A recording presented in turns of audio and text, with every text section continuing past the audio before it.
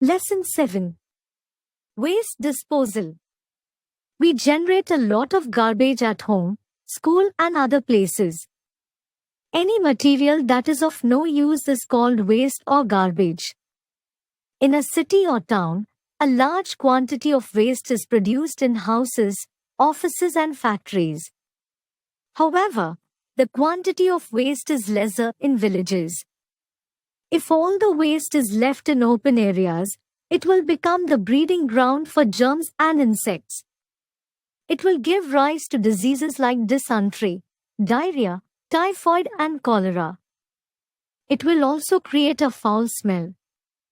We must get rid of these wastes to keep our surroundings clean. Waste and its types. We can group wastes into biodegradable and non-biodegradable wastes.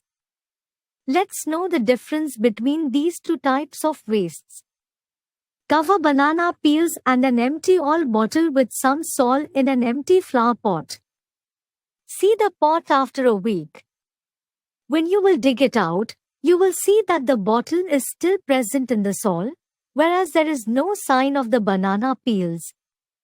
What happened to the banana peels? It rotted away and mixed with the soil. So, we see that some types of waste decompose easily and mix with the soil. Such waste is called biodegradable waste. All food waste, vegetable and fruit peels, leaves, grass, flowers and paper are biodegradable wastes. Solid waste that does not decompose easily and mix with soil is called non-biodegradable waste. Items such as plastics, metals and glass are non-biodegradable. They stay unchanged in the soil for a very long time and also pollute the soil. If animals like cows, goats, buffaloes, sheep, etc. eat them, they may fall sick or even die. Solid waste disposal. Keeping the surroundings clean and disease-free is our responsibility. Let us understand how the garbage from our houses is disposed of. We pick up all the waste produced in our home and throw them into a dustbin. The sweepers collect garbage from our homes and dump it into big public garbage bins. The municipal corporation's trucks carry this garbage away from the city. The wastes are disposed of in 3 different ways: open dumping, sanitary landfilling, and incineration. Let us know more about them. Open dumping. In this method, the waste is thrown in open to decompose with the action of air, water, and sunlight. But this is a harmful method because the area becomes a breeding ground for insects and germs. This increases the risk of spreading diseases. It also results in an unpleasant smell in the surroundings. Landfilling. In this method, deep and big pits called landfills are dug outside the cities. The waste taken by the municipal corporation's trucks are dumped in these landfills. Then these pits are covered with a thick layer of soil or a stone slab. This is a safe method of disposing of solid waste because the waste will decompose in the landfills and mix with the soil. This soil can be used as manure. It does not provide any breeding ground for insects or germs, so there is hardly any risk of spreading diseases. It does not produce any foul smell. Incineration. In cities, solid wastes are sometimes burnt in big furnaces called incinerators. This method is called incineration. It does not allow insects or germs to breed. It also does not cause any foul smell.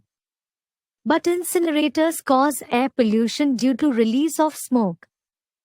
Controlling waste generation. We generate a lot of wastes every day. It has become a serious problem to dispose of these wastes. So, we should try to control the wastes generated by us.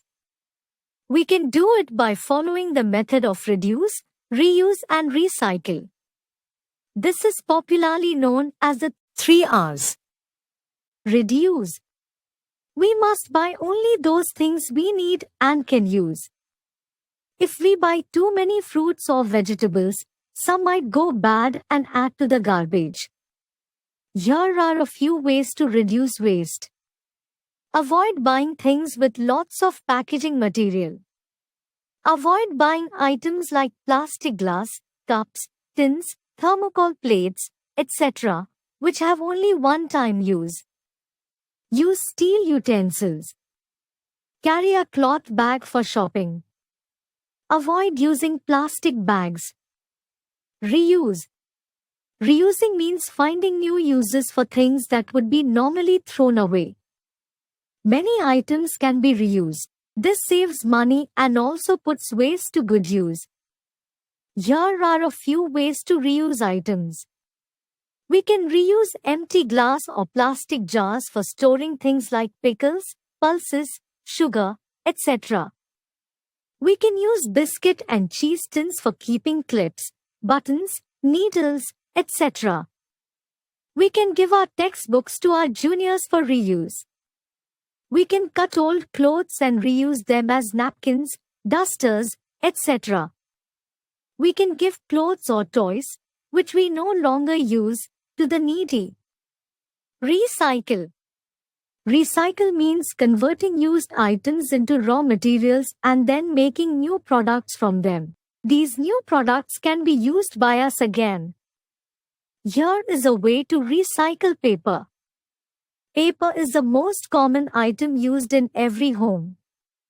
A kabadiwala collects all the waste papers from our houses.